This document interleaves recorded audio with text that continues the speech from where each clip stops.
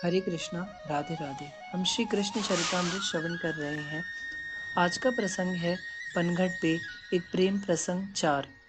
यह लीला है। इसमें लीलायत स्वयं ब्रह्म हो रहा है। ब्रह्म स्वयं लीला रचता है और फिर लीला ही बन जाता है। वह रस लेता है स्वयं, रस स्वयं है, फिर भी वह रस का रसिक है। तात लीला का कोई उद्देश्य नहीं होता। लीला का एक ही उद्देश्य है, आनंद, रसानुभूति। उद्धव ने विदुर जी को कहा, श्याम सुंदर की बंसी चुरा ली श्री राधा रानी ने की सखियों ने, क्योंकि पूर्व में मुद्रिका श्याम ने राधा की चुराई थी। किंतु तात कन्हई भी कह कर गए कि मैं भी कृष्ण नहीं जो तुम्हें चोर बनाकर अपनी बांसुरी वापस ना ली। तो उद्धव कहते हैं, राधा कृष्ण दोनों एक ही हैं। राधा ही कृष्ण है और कृष्ण ही राधा। फिर दोनों में चोरी कैसी? और सखियां भी इनसे भिन्न कहाँ है? वृंदावन भी ब्रह्म स्वरूप ही है, यानी धाम भी वही है। तात यहाँ सब कुछ अद्वैत है, किंतु वह अद्वैत फिर रसानुभूति के लिए द्वैत बन जाता है। यही तो अनादि लीला है। विदुर जी मुस्कुराते हैं, फिर कहते हैं, आगे सुनाओ उद्धव। आगे कन्हई ने कैसे अपनी बांसुरी श्री राधा रानी से ली? क्या लीला प्रकट हुई? सच में लीला चिंतन एक अद्भुत साधना है और लीला को अनंत की लीला है, इसलिए इसका तो कोई अंत ही नहीं है। पर उद्धव, कितनी लीला कथा सुन लो, उगाते नहीं है, क्योंकि रस है इसमें और रस ही तो कन्हई है। विदुर जी ये कहते हुए मौन हो गए। अब उन्हें आगे की लीला सुननी है। अब उद्धव उत्साहित होकर आगे सुनाने लगे थे। हा श्याम, हा श्याम सुंदर, हा नंद नंदन, हा कन्हई।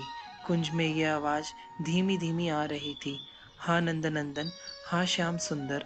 कोई पुकार रही है। ललिते, देख तो पुकार में करुणा भरी हुई है और हिलकियों से रो भी रही है। देख। कुंज में विराजी श्री राधा रानी ने अपनी सखी ललिता से कहा, हाँ हे स्वामिनी, मुझे भी ऐसा ही लग रहा है, मैं बाहर जाकर देखती हूँ। ऐसा कहते हुए ललिता सखी कुंज से बाहर आ गई थी। हा श्याम सुंदर, हा नंद नंदन। ललिता ने देखा, सच में वह सखी तो बिलख रही थी।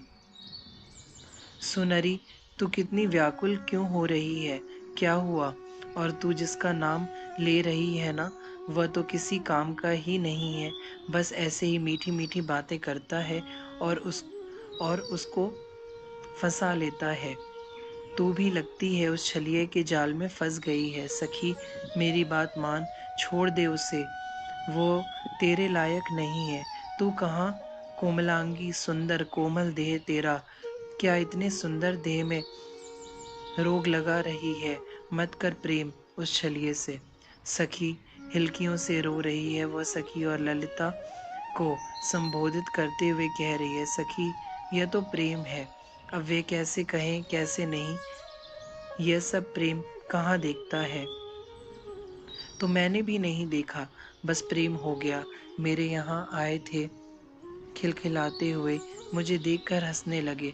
बस उसी समय मुझे उनसे प्रेम हो गया और यह प्रेम की आग ऐसी जली कि आज मैं ही जल रही हूँ। ललिता ने उस सखी की बात सुनी, फिर उसे पुचकारते हुए बोली, अच्छा रो मत, रो मत। मैं तुझे बताती हूँ, कन्हई का मन कपटी है। हाँ, मुख से मीठा मीठा बोलता है और तू ही नहीं है अकेली इस ब्रज में, सबको पागल बनाया है उसने। मैं तो तेरे भले के लिए ही कह रही थी, बाकी तेरी मर्जी। ललिता सखी ने समझाया, कितनी सुंदर है तू सांवरी सखी, मत लगा यह रोग, बेकार हो जाएगी तू। पर यह क्या, ललिता की बातें सुनते ही वह सखी तो धरती में गिर गई। हाँ श्याम सुंदर, हाँ नंद नंदन। ललिता सखी घबरा गई, उसे उठाया, जल पिलाया। अच्छा तू कैसे ठीक होगी? तुझे अभी कैसे शांत करूं मैं? हाँ श्याम सुंदर, बस एक बार दर्शन दे दो, बस एक बार। वह फिर गिर गई, वह रोती ही जा रही है। ललिता की समझ में नहीं आ रहा है कि क्या किया जाए। वह वापस कुंज में गई और राधा रानी से प्रार्थना करने लगी, नहीं नहीं ललिते, मैं कैसे श्याम सुंदर बन जाऊं? श्री राधा रानी ने साफ मना कर दिया ललिता सखी को। पर प्यारी जू, आप अगर श्याम सुंदर बन जाएंगी तो उस सखी के प्राण बच जाएंगे, नहीं तो उसका तो रो रोकर बुरा हाल है। हाँ, वह श्याम सुंदर के प्रेम में पागल हो गई है। उसे श्याम सुंदर के दर्शन हो जाए बस। हे कृपामयी, आप श्याम सुंदर का रूप धारण कर लो और उसको दर्शन दे दो। वह चली जाएगी। ललिता सखी ने हाथ जोड़े श्री जी के, पर मेरा श्रृंगार करेगा कौन? विशाखा सखी आगे आई। मैं कर दूंगी, ललिता ने कहा। विशाखा, तुम शीघ्र श्रृंगार कर दो श्री जी का, श्याम सुंदर बना दो। मैं दूर से ही कराऊंगी और भेज दूंगी उसे। तात, इधर विशाखा श्रृंगार कर रही है श्री राधा रानी का, श्याम सुंदर बना रही है श्री राधा रानी को, और उधर सखी तुझे श्याम सुंदर के दर्शन करा दूं तो? ललिता के मुख से ऐसा सुनते ही वह सखी तो नाचने लगी। मैं तुम्हारा उपकार कभी नहीं भूलूंगी, कृपा करो मेरे ऊपर, नहीं तो मैं अपने प्राण इसी यमुना जी में त्याग रही हूँ। ना ना ना, ऐसा मत कर, बस कुंज में विराजे हैं श्याम सुंदर। अच्छा, कहाँ है? वह आनंदित होती हुई कुंज की ओर भागी। अभी रुक, मैं देख कर पूछ कर आती हूँ, फिर तुझको लेकर चलूंगी। ललिता कुंज में जाने लगी तो सामने विशाखा आ गई, इशारे से बोली, श्रीजी तैयार हैं। ललिता ने उस सखी को कहा, ले सखी, तेरे भाग्य ही खुल गए, श्याम सुंदर अब तुझे दर्शन देंगे। नाचने लगी वह सखी तो। मैं तुम्हारा उपकार भूल नहीं सकती, धन्य हो तुम, धन्य हो। यह रहे श्याम सुंदर, दर्शन कर सखी। ललिता कुंज में लेकर गई उस सखी को।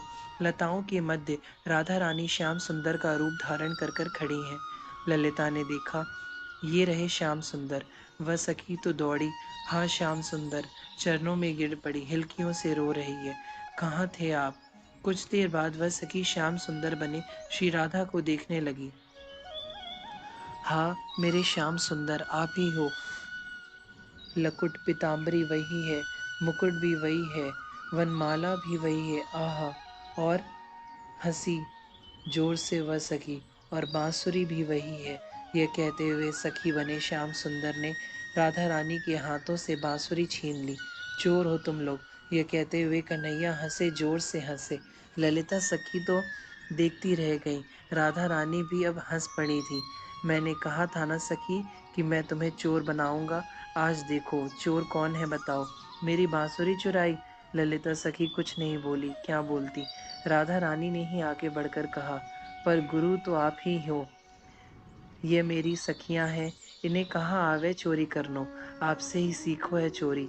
यह सुनते ही श्याम सुंदर आगे बढ़े और अपनी प्रिया को आलिंगन में भर लिया था। हरे कृष्णा, राधे राधे।